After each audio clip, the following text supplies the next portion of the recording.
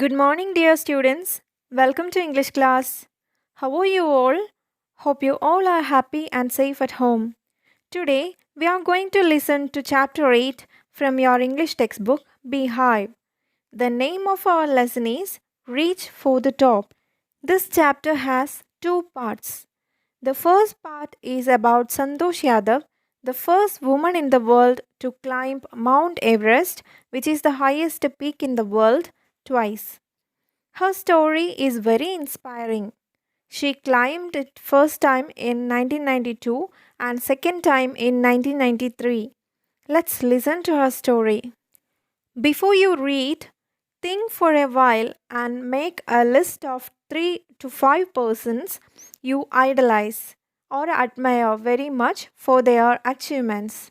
Your idols may be from any sphere of life: sports, medicine, media, or art and culture. That means you should write the names of 3 to 5 persons whom you admire, who have made great achievements in their life.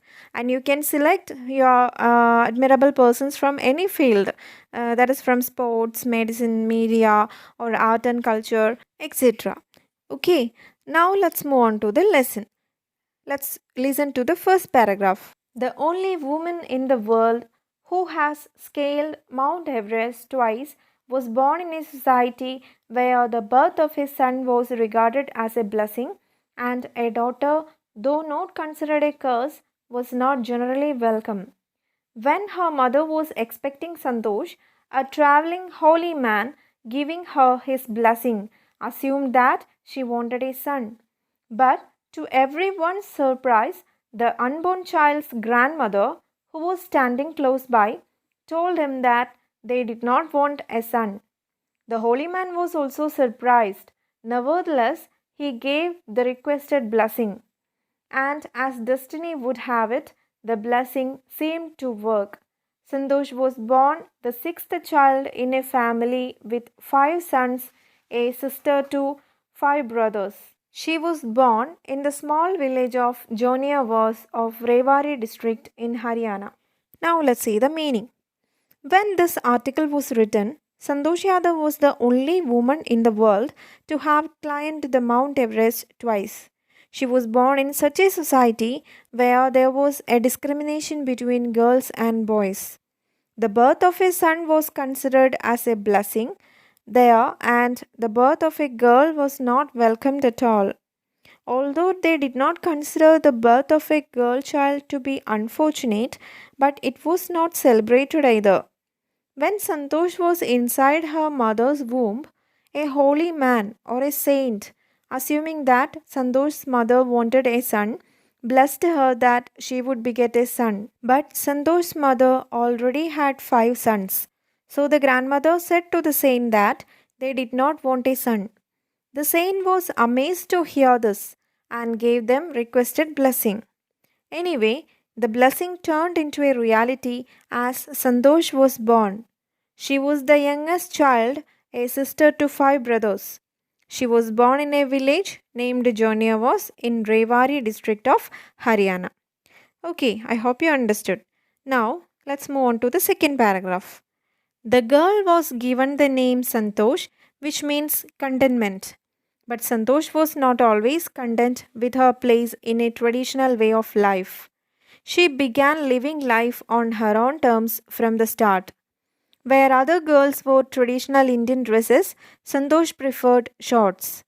Looking back, she says now, from the very beginning, I was quite determined that if I chose a correct and a rational path, the others around me had to change, not me. Meaning, although the name Santosh means happiness or contentment, contentment means happiness, she was not happy with the traditional way of life.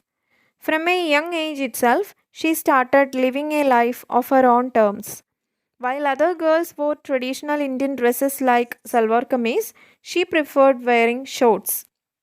She felt it very difficult to adjust with the society, which had set different rules for boys and girls. So she behaved differently from other children, other girls. So that was another reason why she was dissatisfied. So, from a very young age itself, she chose her own way of living, and that was why she was wearing shorts. She thought that, why should I change? I do whatever I feel right. If others don't like it, then they should change, not me. That was her mentality. And that strength, that determination made her what she is. Okay, now let's move on to the third paragraph. Santosh's parents were affluent landowners who could afford to send their children to the best schools, even to the country's capital, New Delhi, which was quite close by. But in line with the prevailing custom in the family, Santosh had to make do with the local village school. So she decided to fight the system in her own quiet way when the right moment arrived. When the right moment came, when she turned 16. At 16, most of the girls in her village used to get married. Santosh was also under pressure from her parents to do the same, meaning her parents were affluent landowners. Affluent means wealthy. They were rich enough to send their children to the best school in our capital, New Delhi, which was near their village. But still, due to the prevailing custom of the society, her parents decided to send Santosh to a local school in the village. She was not happy in that decision, so she decided that she had to take her own path when the right time comes. And that right time came when she reached at the age of 16. According to their customs, at that time, most of the girls used to get married at the age of 16. As most of the girls in her village were married off, she was also pressured by her parents to get married. Did you get the meaning? Okay, now the next paragraph. A marriage as early as that was the last thing on her mind. She threatened her parents that she would never marry if she did not get a proper education. She left home and got herself enrolled in a school in Delhi. When her parents refused to pay for her education, she politely informed them of her plans to earn money by working part time to pay her school fees. Her parents then agreed to pay for her education, meaning, for Santosh, getting married was nowhere in the list. The last thing means the least important thing. She wanted to get proper education before getting married. So she threatened her parents that she would never marry if she did not get proper education. Then her parents refused to pay for her education because they were thinking about the society and reaction of other people. Then she gently replied to her parents that she is going to do part time work to pay her school fees. Politely means gently. Now, the fifth paragraph. Wishing always to study a bit more, and with her father slowly getting used to her urge for more education, Santosh passed the high school examinations and went to Jaipur. She joined Maharani College and got a room in Kasturba Hostel. Santosh remembers Kasturba Hostel faced the Aravalli Hills. I used to watch villagers from my room going up the hill and suddenly vanishing after a while. One day I decided to check it out myself. I found nobody except a few mountaineers. I asked if I could join them. To my pleasant surprise, they answered in the affirmative and motivated me to take to climbing. So, we saw in the last paragraph that she had a strong determination to study. She was not ready to give up her wish to study at any cost. This made her parents agree to pay for her education. They agreed to pay the fees for her. So, Santosh wanted to be highly educated. She wanted to study more, and her father accepted her wish. Urge means strong desire. After passing high school, she joined to Maharani College at Jaipur and stayed at the Kasturba hostel. The Aravalli hills were near the hostel. Often she saw villagers climbing the hills and disappearing behind it. She was so curious to know what was beyond the hills. She went to check it out herself. Check it out means find the truth. So one day she decided to find it out. There she met some mountaineers and they allowed her to join them in their mountaineering expedition. They answered in the affirmative, means they gave a positive reply. Next paragraph, that is paragraph number 6. Then there was no looking back for this determined young girl. She saved money and enrolled in a course at Uttarkashi's Nehru Institute of Mountaineering. My college semester in Jaipur was to end in April, but it ended on the 19th of May, and I was supposed to be in Uttarkashi on the 21st. So I did not go back home. Instead, I headed straight for the training. I had to write a letter of apology to my father, without whose permission I had got myself enrolled at Uttarkashi. Okay, now the meaning. Since then, Santosh progressed gradually to become an accomplished mountaineer. She saved money to get enrolled in a mountaineering course at Nehru Institute of Mountaineering at Uttarkashi. Her college semester in Jaipur was supposed to be ended in April, but it ended in May. She had to reach Uttarkashi within 2 days, so she had no time to visit her home. So she went directly to the institute and wrote a letter of apology to her father saying sorry because she had enrolled for the course without his permission. Okay, now the next paragraph, paragraph number 7. Thereafter, Santosh went on an expedition every year. Her climbing skills matured rapidly. Also, she developed a remarkable resistance to cold and the altitude. Equipped with an iron will, physical endurance, and an amazing mental toughness, she proved herself repeatedly. The culmination of her hard work and sincerity came in 1992, just 4 years after she had shyly asked the Aravalli mountaineers if she could join them. At barely 20 years of age, Santosh Yadav scaled Mount Everest, becoming the youngest woman in the world to achieve the feat.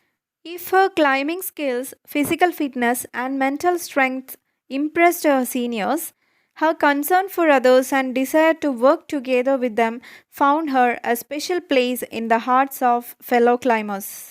So, in the last paragraph, we have seen that she had joined for the mountaineering course without the permission of her father. After that, Santosh went on an expedition every year and improved her skills gradually. She developed immunity to cold weather and heights. Santosh had the qualities of physical strength, mental strength, and strong willpower. In 1992, 4 years after her first casual climb on the Aravalli Hills, she climbed Mount Everest. Then she was only 20 years of age. She became the youngest woman in the world to climb the peak. Her seniors were impressed by her qualities of physical strength, mental strength, and strong willpower. Her companions, fellow climbers, found her to be concerned for others and willing to work as a team. Now, the next paragraph. During the 1992 Everest mission, Santosh Yadav provided special care to a climber who lay dying at the South Pole. She was unfortunately unsuccessful in saving him.